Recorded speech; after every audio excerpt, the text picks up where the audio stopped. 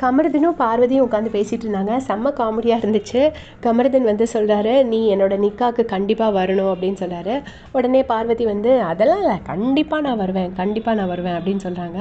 இப்போ சொல்லும்போது ஃபேஸில் அவ்வளோ ஒரு ஹாப்பினஸ்ஸு. அங்கே என்ன தான் நடக்குதுன்னே தெரியல. ஆக்சுவலாக இவங்களுக்குள்ள ஒரு சண்டை நடந்துச்சு. பிக் பாஸ் கூப்பிட்டு பேசினார், பேசி ஏதோ சமாதானப்படுத்தினார். அதுக்கப்புறம் 2 பேரும் ராசி ஆகிட்டாங்க. ஆனாலும் இவ்வளோ தூரம் எப்படி ராசி ஆனாங்கங்கிறது எனக்கு தெரியலை. ஏன்னா அதுக்கு முந்தின நாள் தான் அவ்வளோ சண்டை போட்டு பார்வதி வந்து வாட்டர் கேனெல்லாம் தூக்கி உடச்சி அவ்வளோ சண்டை நடந்துச்சு.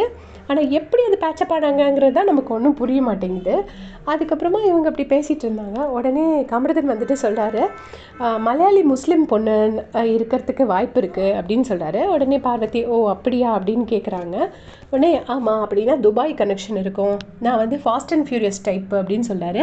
மேபி கார் ரேஸ் அந்த மாதிரி சொல்கிறாரா என்னங்கிறது தெரியல. அவங்க யாருக்காவது தெரிஞ்சால் சொல்லுங்கள். அது வந்து நான் வந்து fast and furious type, so Dubai connection வேணும் எனக்கு. மலையாளி முஸ்லீம்ஸ்னால் அவங்களுக்கு அந்த துபாய் கனெக்ஷன் இருக்கும், அதனால அந்த பொண்ணாக கூட இருக்கலாம் அப்படின்னு சொல்கிறாரு. உடனே பாருவும் அப்படியா அப்படின்னு கேட்டுட்டு, நீங்களும் என்னோட கல்யாணத்துக்கு வரணும் அப்படின்னு சொல்கிறாங்க. உடனே கமருதன் ஓகேன்னு சொல்கிறாரு. அதுக்கப்புறம் சொல்கிறாரு, நீ எல்லாமே இந்த மேனிஃபெஸ்ட் பண்ணுறத வந்து எல்லாமே எழுதுவியா அப்படின்னு கேட்குறாரு. உடனே பாரு வந்துட்டு என்ன அப்படின்னு கேட்குறாங்க. உடனே நான் அப்போ கமருதன் சொல்கிறாரு, நான் எல்லாமே எழுதுவேன், இப்போ பிஎம்டபிள்யூனா இது வேணும் அது வேணும்னு இது எல்லாமே நான் எழுதுவேன் அப்படின்னு சொல்கிறாரு. ஸோ நான் பார்த்துருக்கேன் இந்த மாதிரி பிக் பாஸ் வரவங்க, இவங்க யாருமே வந்து சும்மா வர்றது கிடையாது, எல்லாருமே ஏதோ ஒரு டேலண்ட்டோடு தான் வராங்க. இப்போ இவர் பார்க்குறதுக்கு ரொம்ப ஃபன் லவ்விங்காக, ரொம்ப காமெடியாக, சும்மா ஜாலி பண்ணிகிட்டு இருக்கிற மாதிரி இருக்குது. பட் அவர் கூட எவ்வளோ ஸ்ட்ராங்காக மேனிஃபெஸ்ட் பண்ணி அவருக்கு என்ன வேணுங்கிறது எல்லாமே அவர் எழுதுவாராம்.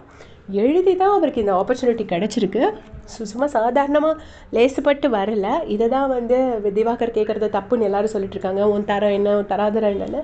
கமருதன் மட்டும் இல்லை, இதில் வந்திருக்கிற ஒரு கண்டஸ்டன்ட்டுமே அவங்களோட அவ்வளோ உழைப்பு போட்டிருப்பாங்க. நமக்கு அது வெளியில் தெரியாது அவங்க எவ்வளோ கஷ்டப்பட்டு உள்ளே வந்திருக்காங்கன்னு.